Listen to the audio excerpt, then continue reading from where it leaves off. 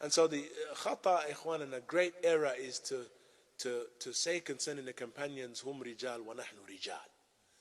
That they are, we are men and they are men. And this is the attitude that you'll find now in this present era. We are men and they are men. We are men and they are men. Yeah, na'am, they existed and they were present in a time that was earlier than ours, but we're men and they're men. And they can get things right, get things wrong. No, we abandon those types of statements. This is foolishness. Yes, we are men and they are men, as far as if you're talking physiologically and biologically.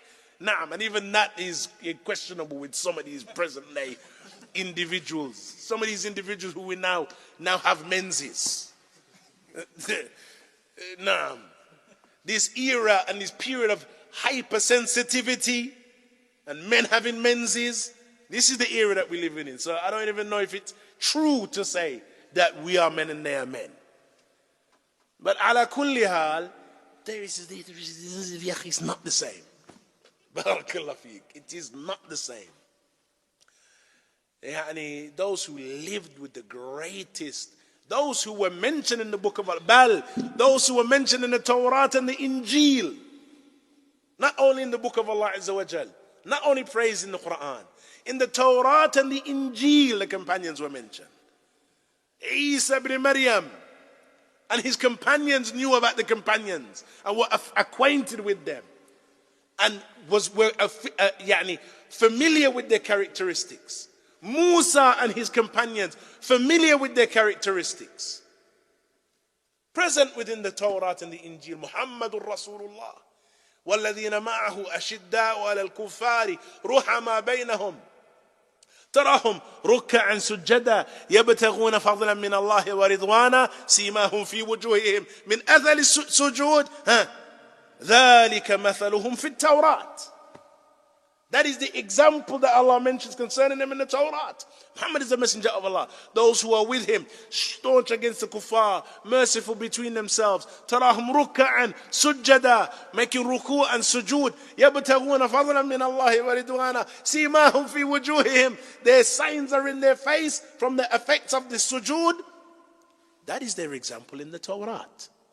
That is how they were described in the Torah. Stop there.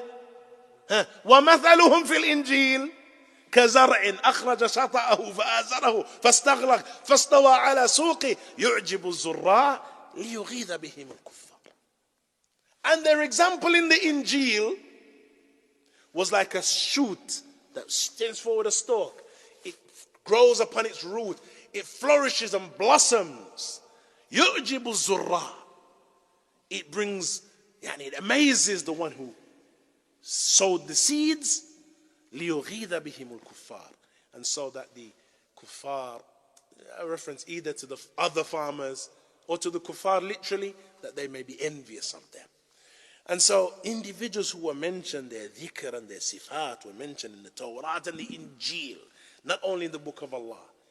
And Allah Azza wa Jal praises them, either as a jama'ah, or as afrad and individuals in the Quran. Prophet ﷺ praised them in the Sunnah. ثم تأتي هذا المسكين ويقول نحن رجال هم رجال ونحن رجال. Then this individual comes along saying we're men and they're men. Yes, we're men and they're men. وليس المن كالمن. These men are not like those men, ya akhi.